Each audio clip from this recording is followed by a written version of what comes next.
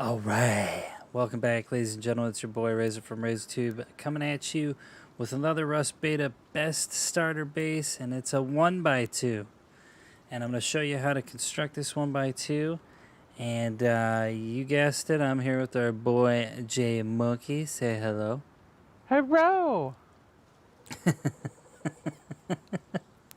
And this pertains to the PlayStation 4, the Xbox One, the Xbox Series X, and the PlayStation 5. You can use this 1x2 starter base for any of those consoles in your very first days inside of Rust for your very first wipe. So, you mind deleting these walls for me?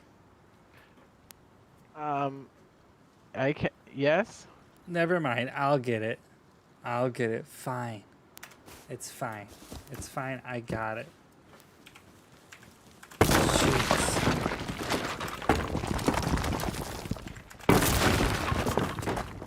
There we go. And the secret to this starter base, which is a 1x2, is the hidden storage underneath. Look at that. All right, let's go build this bad boy and then show you how to build your very first base. And this could apply to solo people, duos. I don't know if you could fit a trio in there, but it might be a little tight squeeze. Anyways. Base Yeah, base car. Base car. Alright, so when you start in Rust, you know, you're going to be having a rock in your hand in the beginning, so you're going to have to pick a very nice spot to build, right? It's your very first wipe day, so what do? Find a good spot, make sure it has all the right resources in it to start your very first 1x2 base. And what I like to find first when I'm playing Rust is a freshwater source for unlimited water access, so you can drink water. And then these natural rivers in Rust, they give you pumpkins and corn, which is a great source of food, along with a lot of good resources around them, which are typically wood and stone and metal. You could find those resources too in abundance, well, at least the nodes of stone and metal inside the winter biome, but typically the Chads live there, so you don't want to do that. You want to find your own right in the nice evergreen area where you're not freezing to death. So anyways, when you build your first base, what do you look for? Typically you're going to look for flat ground if you can, but when you're under fire constantly inside of the Rust console beta or full release, you're going to definitely need to just place down a base as fast as you can. So what you want to do, let me get this real quick. When you first start, you're going to go ahead and take a small box and listen to me. Don't skip this part of the video. Take this small box, find a neighboring bush where you're going to build your base, and place this box in a bush with a sleeping bag in the bush. This is going to save you a lot of pain and gripe later. Just trust me. Name the sleeping bag Main for like main base or something. And if you can, craft a woodlock for 100 and slap it on the box. This box is going to serve as a resource deposit box. So what you need in Rust when you get a rock is you're going to need to harvest wood and then stone. Once you do that, you're going to craft your very first pickaxe, which is 200 wood and 100 stone, and then your first hatchet, which is 200 wood and 100 stone. Then you'll use those to harvest your resources. I don't gotta explain what they both do. Hatchets for wood and then pickaxes for the stone and metal. You get it. You get it, right? Take those mats, start piling them in a box next to your sleeping bag.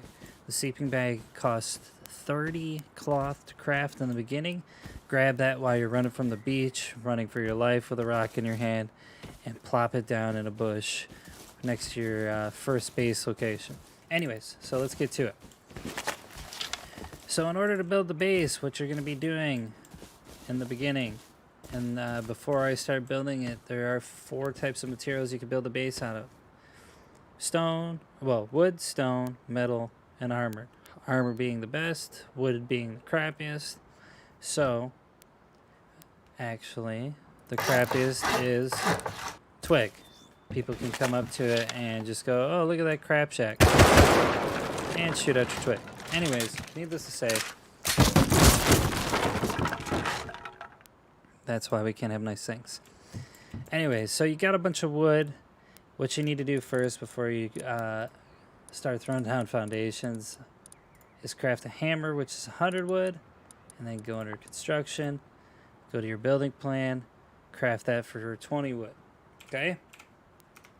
What these two things do enables you to actually start laying down foundations and changing what the foundations you put down, what material you want to use. How do I explain that? It's hard to explain. So say I put down a foundation. If I want to turn it to a certain material, like stone, I'd use the hammer to turn it to stone.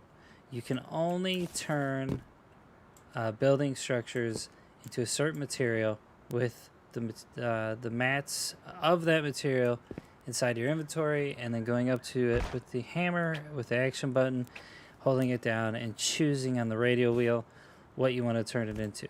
Anyways, long story short, you got your mats in your inventory. When you want to lay down your foundation, what you're going to do is have 2 square foundations. On the back foundation, you're going to go ahead and plop down another square foundation on the left, and on the right, you're going to go ahead and pop down a triangle foundation.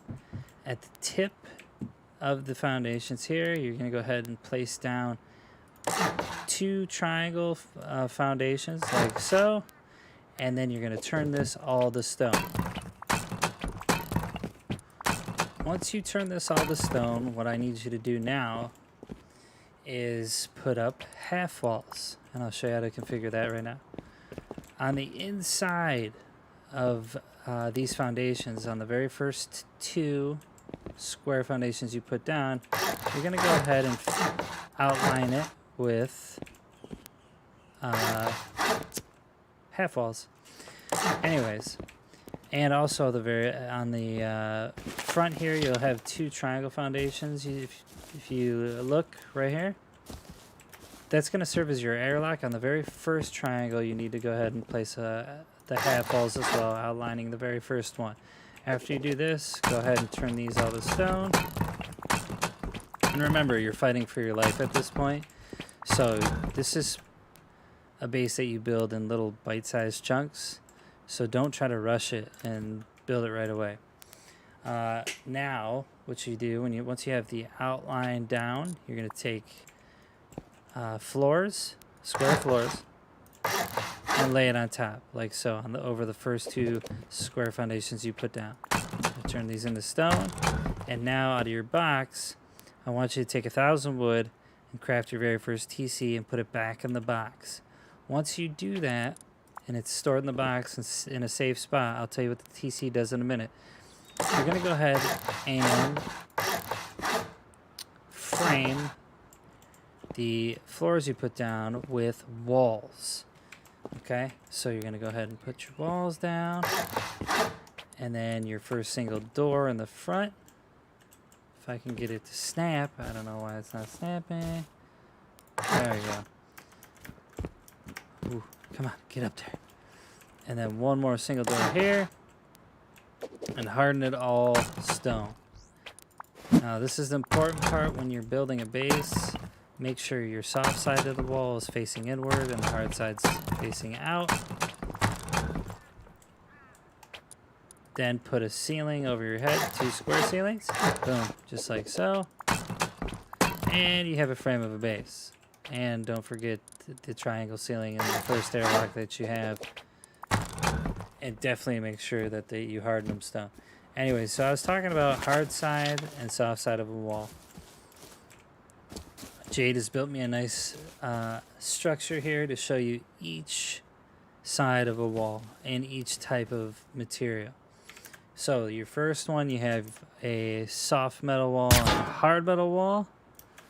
You have a soft side of a stone wall, a hard side of a stone wall.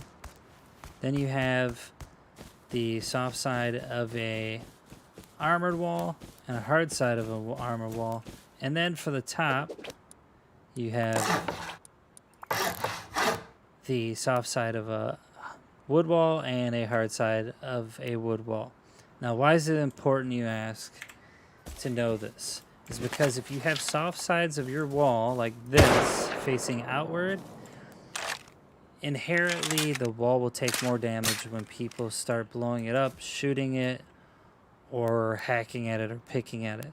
So that means they can get into your base faster, and that wall is actually compromised and the weakest link. Now, do remember when you place a wall that you have what, a 5-minute window, Jade? Yeah, it's like 5 or 10 minutes. Yeah, 5 to 10 minute window to where you can rotate that wall back the right way. Now, for instance, here the hard side's out, and I can see that, and it's the right way. But let's just say, for all intents and purposes, that this soft wall is out. I was building this base up, and I was like, oh man, got it all good to go. And I'm like, oh wait, this looks different. The soft side's out. Just take it, hold down the action button, and just rotate it and flip it back to where it's supposed to be, which is the hard side out. Anyways, okay. So now, usually when you get a base frame down like this and you have rooms, you want to put down a door. Your very first door, what it's going to be is a wooden door. I'm not going to put any wooden doors up for you. I'm just going to use metal. But you're going to need wooden doors at first because you need to farm metal and get a furnace in order to smelt the metal to even get metal fragments to get a metal door. But for wood doors, they cost 300 wood a piece, and then you would plop on a wooden lock, which is 75 wood, and basically you'll be able to go in and out of the base. Now, I'm going to put my metal doors in first. For my first door that leads to the very outside, I want that to swing inward like this, and I want my second door on the inside, a single door, to swing out. Okay, so, and I'll show you why this is important later. So I'm going to put my code locks on right now because I'm not going to use my wood locks. I'm going to code in my code. How these work is basically when you first put it on, it'll be green. You go ahead and go to hold down the action button, change the lock code, click on that, type in whatever you got to type in. So your code, for instance, will be 1230, and then the light will go red. If it's green, hold the action button down, go to lock, make sure it's locked. If the doors are green, that means people can just walk in freely who are not your friends and steal your base. So anyways, all right, we'll shut this. So this is safe, and now we have our TC crafted that was outside. We can take this TC, and in the back left of the base, I want you to place it as tight as you can in the back left corner. Now, I'll show you the wood lock real quick, just to show you what it does. This wood lock, basically, if you put it down and it's green, hold the action button and hit lock. If it's red, you can unlock it by holding down the action button and then hit unlock. Now, for this, we want it locked. There is an option inside when it's green that you do not want to click on, and that is create a key. When you create a key to a wood lock, that means that that key is the only thing that can open that container or tool cupboard. Now, for instance, I have this on the tool cupboard. If I make this key for 25 wood and I take it outside of the base and somebody just caps me, guess what? They get my tool cupboard, and they basically, if they get in my base through my first wooden doors, they own the base. They could take all the mats outside of the TC and then go on their merry way. Anyways, so we're not going to do that. I'm going to actually go ahead and pop this lock off because I don't like using them. So that's okay. In this instance, I'm just going to use a code lock, code in the key. Boom, we're done. Now, you're asking yourself, why did this guy make me craft a tool cupboard? What the tool cupboard does is once you put it inside your base, it acts like you claiming the land on which the base is on, because the tool cupboard has a certain radius around the base that it claims the land and nobody can build around you. Also, once you build the base, it's for this. You can put mats in it, right? And guess what? That's to basically maintain the upkeep of materials that it costs to keep your base from decaying. In this instance, the tool cupboard here, so the cost per 24 hours to keep this base up and running is 769 stone, 37 metal. So you have to have that amount if you don't build on it at all anymore inside your TC in order to keep it protected for a whole day.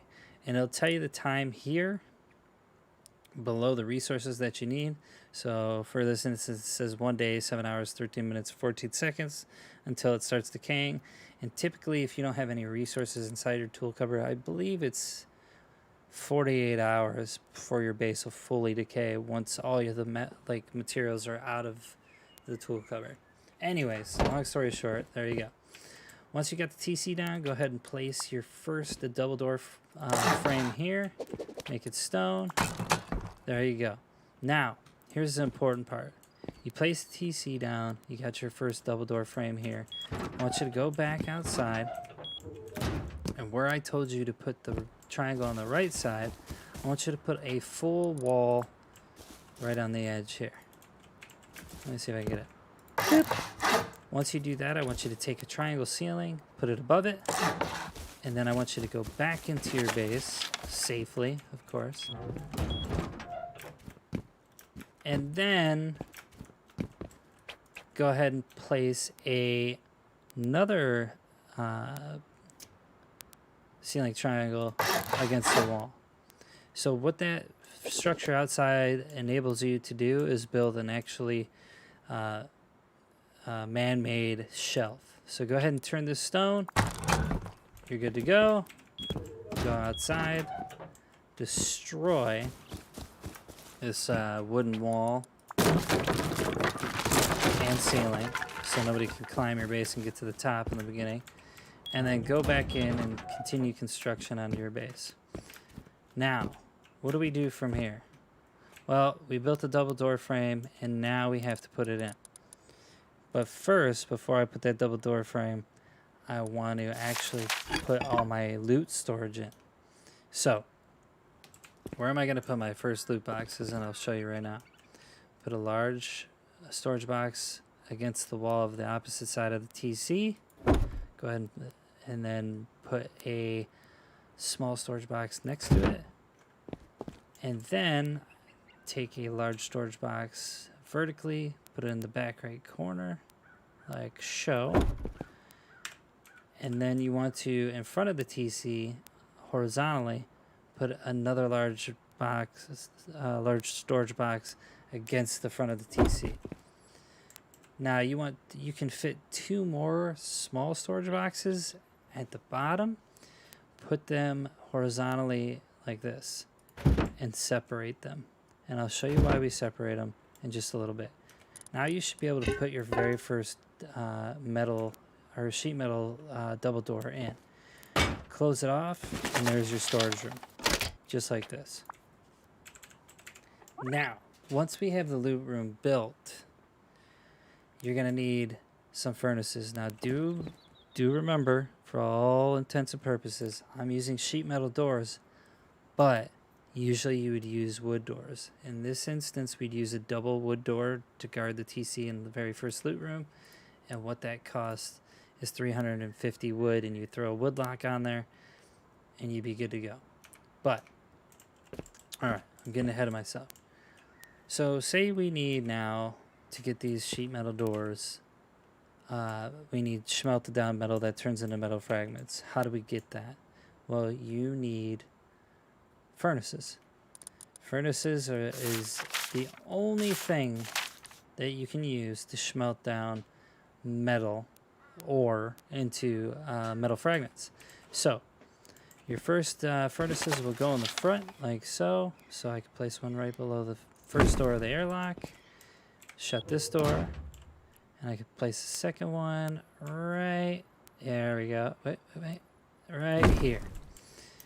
And if you want, you can place a third one here, if I can get it to fit, but it's up to you. So I'll just place it down so you can see it, but it's up to you if you want to put that in, because you're going to end up putting all your hidden storage down here. Anyways, so in order to craft a furnace, what you need, and I'll show you, under items, you need 200 stone, 100 wood, 50 low grade fuel.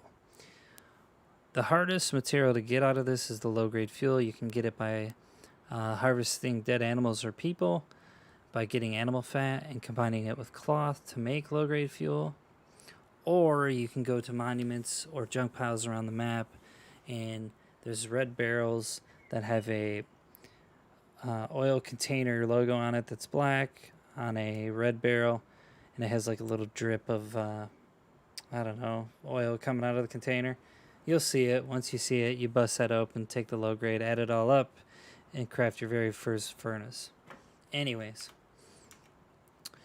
all right, so once you get your furnaces, another item that's very important to have in Rust is your workbench. In this case, you're going to do your very first workbench 1.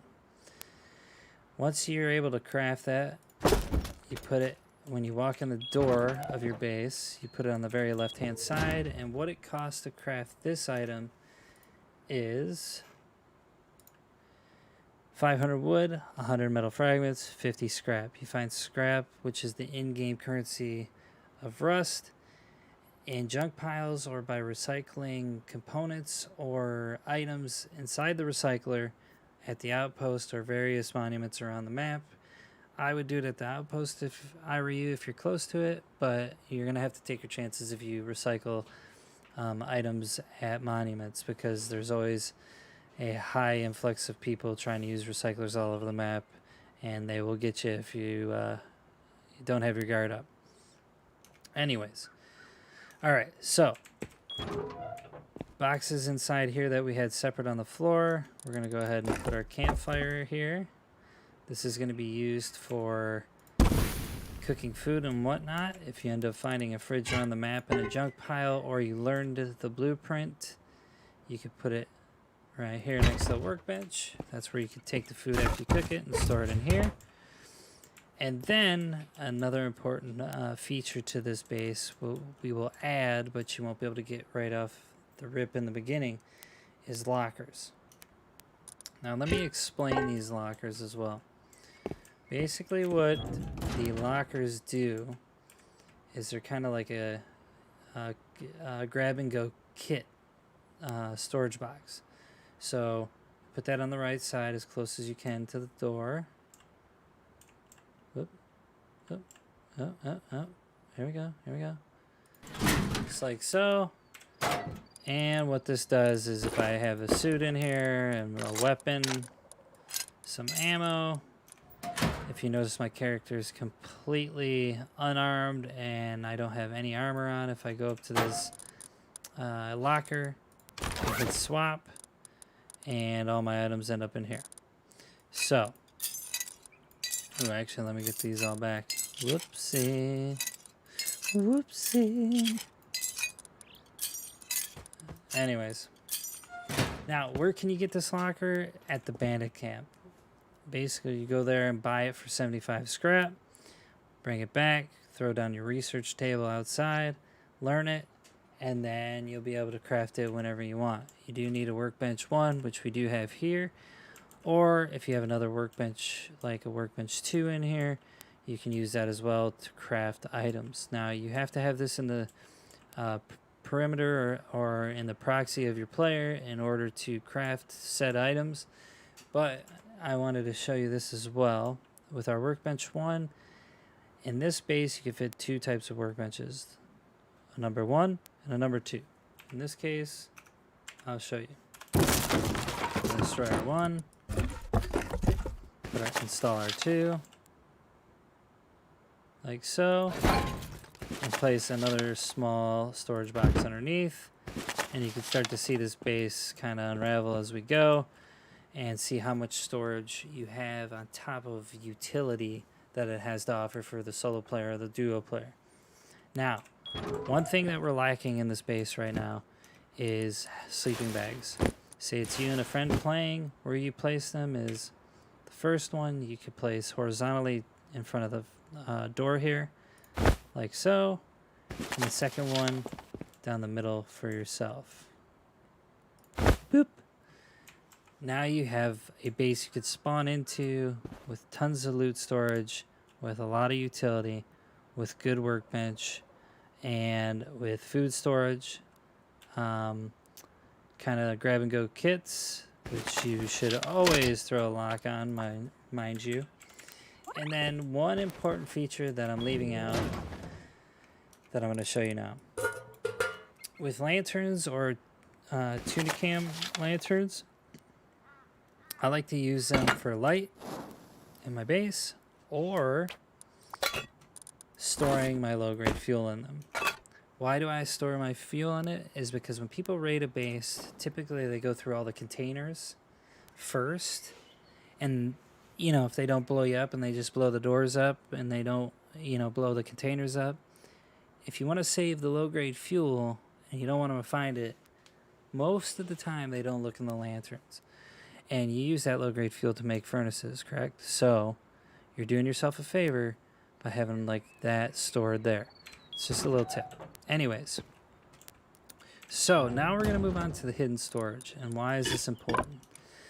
I think that you should be able to maximize your space inside of each base. So in this 1x2, I made sure and I made it a point to have hidden storage, okay? This hidden storage is to put like resources and other kind of garbage loot that you gather while you're playing Rust on your very first wipe. Now, also, I could put one more deployable down here that has a lot of utility, and that's a repair bench. So once you come down here and you first start putting your hidden loot room, like kind of configuring it where your boxes and stuff go, I would put a repair bench. And basically where I'd put this repair bench is in the back left corner. Once I put it in the back left corner, I'm going to take some small storage boxes and I'm going to hug it just like this on the very front of this repair bench. Once I do that, I'm going to go ahead and take my very first large storage box and hug it in the back right corner. After that, I'm going to go ahead and line up some large storage boxes next to the repair bench, lay those down. I want to make sure I fit these nice and snug so I'm not wasting room. Just like so. Now you can see here that we're already getting a ton of loot storage, right? We got a couple small boxes, 3 large boxes, but wait, there's a little bit more.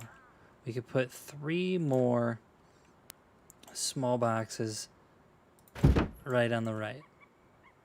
Here we go. 1, 2, 3. And there we go. That is your hidden loot storage inside the space. Now, the incredible feature about this repair bench is it allows you to repair all weapons and tools inside of Rust. And what I would do is take all my used items that are broken or armor that I need to fix, guns I need to fix, and put them in these 2 small storage boxes. So when I get the materials to fix them, I take it out of here and then I put it inside the repair bench. Whoops, that's a small box. I put it inside the repair bench and I repair the item. Now, another cool feature to the repair bench is you can skin your items and have a pretty cool tool or weapon, and it looks cool cosmetically, and basically people try to take it off you when they wax you. Now, one more important feature about the hidden loot room is you can either block it with that 3rd furnace or you can create a trap in the base. Now, this trap is used for door campers specifically because we all know and love those people that just jump inside the base. If you place it diagonally on the wall pointing up at the very front door, when somebody tries to jump in the base, whoever's not authorized on your tool cupboard, this shotgun trap will go off, and it'll basically kill them, and you can take all their loot. Now, here's an important feature. Shotgun traps here. I'm said camper. You open the door. You're going to get resources or collect loot. You jump in, or I jump in. I try to go after you and go deep on your base. This shotgun trap blasts me, and I die. You take my whole entire gear set, what I had on me. Now, here's another thing you could do. Now, since we configured these two front doors in a unique way, you can open the front door, and since they don't know the shotgun trap's there, close the second. Now, obviously, you want to make sure your door to your TC is closed, because if they go deep and manage to get through that shotgun trap in and get you, you're going to be real mad when they have access to all your loot inside your TC room. Anyways, when there's a door camper there and you leave the front door open and you hear them jump in, what I want you to do is get a weapon, sit by this door. You'll hear the shotgun trap go off. Open that door. This guy that just jumped in, who's door camping, literally cannot back out. He cannot jump over, and he cannot get away from the shotgun trap. Either way, it's a good death trap to get free loot. And everybody loves free loot. Anyways, if you want to go ahead and take this shotgun trap off the wall to get to the hidden loot storage, you can, but do note that every single item that you take off the floor that's a deployable or a wall has durability. In this case, if you look at the shotgun trap, it has half the health gone since you took it off the wall. Now, furnaces are different. The furnaces the furnace I picked up earlier, it only took a quarter health away, but you got to have the mats to fix these items once you place them again in order to bring them back to full health. And you also, in this case, the shotgun trap that you took off the wall, you have to know the blueprint for. So learn the items before you place them. That is my advice to you. Anyways, so we have our bottom loots, hidden storage built. We have our sleeping bags. We have all these items inside of our base, utility-wise, put down. Now we want to add one more important feature to the base. We want to put our honeycomb on our ceiling, and then we want to put our... Where is it? Where are you? Nope, I don't got it. Where is it? Where are you? Where are you? Okay. We want to put our drop box on the top of our base so we can basically take resources from the outside or items that we took from other players, put it in the drop box, and somebody on the inside of the base can take those items out of the drop box, put them in the other loot boxes inside. So how does the drop box work? Well, let me show you. You're going to go to your TC room, open the door on the left-hand side. You're going to put the drop box on the upper left-hand corner of the wall on the left wall here. All right, so how do I know it's placed correctly? Is when I flatten it. Let me get this. When it gets flat, and this is how you know it's placed correctly. When it's flat against a wall, and then you have that vault handle facing you. Now, in the front of the drop box, if you see in my hotbar, has like a little digital like keypad. You do not want that on the inside of your base. You want the vault handle facing you. Place down the drop box. Let me back up. You gonna let me? Huh? It's not letting me place it. It says it's good. You lied to me. Let me see if I can place it. There we go. Alright, so that's what it looks like when it's placed the right way. It has 12 open slots, so that means somebody can empty half their inventory in there, and you're good to go. I'll show you what it looks like on the outside, and then that will explain why I had you put that extra square foundation in the beginning down. Because since that's high, you're going to have to use a little step up to jump up and then put an item in it, submit it, and then the loot ends up inside the vault and the person on the other side can take it out. Okay, that's the Dropbox feature. Love it. Learn the Dropbox via blueprint using scrap and then put it in your base. It will help you when you get in a fight or when you're just trying to get loot in quick without getting murdered on the outside in game. Okay, so we're going to get to the honeycomb on the top, and I'll tell you why this is important. And it's important because of top-down raids. So, top your base looks like so. And what you're going to do is take half walls and outline the top of your base. Once you've outlined the top of your base, I want you to section off each ceiling, square ceiling tile, like so. And then I want you to turn it all to stone. Make sure hard side's out, as usual.